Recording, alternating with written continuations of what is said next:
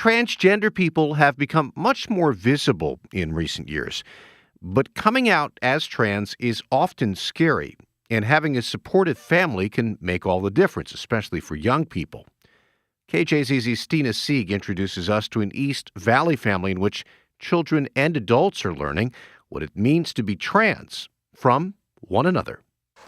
Two dogs are roughhousing in a sunny backyard in Queen Creek as sounds from a nearby Little League game float by. On the patio, a man is helping his son pump up his bike tires. All right. Number 2, will you hold it on tight? If I can. It's one of those totally ordinary family moments. But for Daniel Harrett, who spent most of his life as a woman, just everyday existence as a man is alchemy. It feels like you're getting to live for the first time. And my children are getting to be who they've always wanted to be. 11-year-old Mason, he's the one with the bike, is living as a boy after being assigned female at birth. Then there's 13-year-old Joshua, whose curly brown hair falls around her shoulders as she sits in her wheelchair. Her birth sex was male, but she knew from an early age that she was a girl. When I was like 6 or 7. Then there's Daniel's fiancée, Shirley Austin. She's tall and blonde and smiley.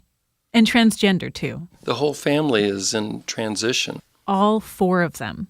Daniel thinks trans people have been in his family for 100 years. His grandmother's sister is what people used to call a crossdresser. Her behavior scared his grandmother so much that she made sure when she had a daughter that she dressed feminine. Of course, my mother just gave that same lesson. This is not okay. You must be a girl. This is who you were born to be. Daniel kept waiting for makeup and women's clothing to feel right. But that never happened. Not after getting married to a man, not after giving birth to 2 kids. Then, just last year, Joshua wanted to join Girl Scouts, despite being raised a boy. That's when Daniel was introduced to a word he had never heard before: transgender. And when I finally looked it up and I realized, oh my gosh, they're trans, and I know it's true because I am too, and it's been my whole life. Soon after, Joshua came out as a trans girl.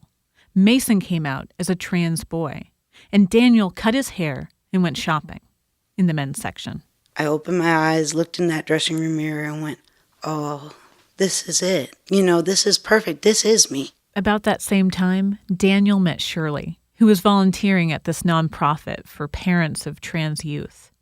Like Daniel, Shirley had been married before. When she started transitioning, she figured she'd be single forever. I was never accepted before by people that really loved me, so why would any of that change? As the kids befriended Shirley, so did Daniel. There's an age gap. Daniel's 41, Shirley's 62, but still, they fell in love. It was so freeing because I knew I could be me and they're going to understand me for who I am. They're going to know the hurts that I feel and how we can help each other. Shirley taught Daniel how to use a chainsaw. Daniel taught Shirley to memorize all those stones in her engagement ring in case another woman asks. Daniel does the yard work. Shirley, the cooking. They're actually very traditional people, Daniel says, who really see each other. I feel loved. I feel love for who I am, exactly how I am. And that's Daniel's biggest hope for his children, that they too feel accepted and supported as they grow up. I want to be like a doctor. That's Daniel's daughter, Joshua, about to be interrupted by his son, Mason. You've been saying this since you were little. I also said I want to be a doctor. And what does Mason want to be now? An artist. Daniel will be happy with whatever they choose. He just wants them to be themselves. Stina Sieg, KJZZ News.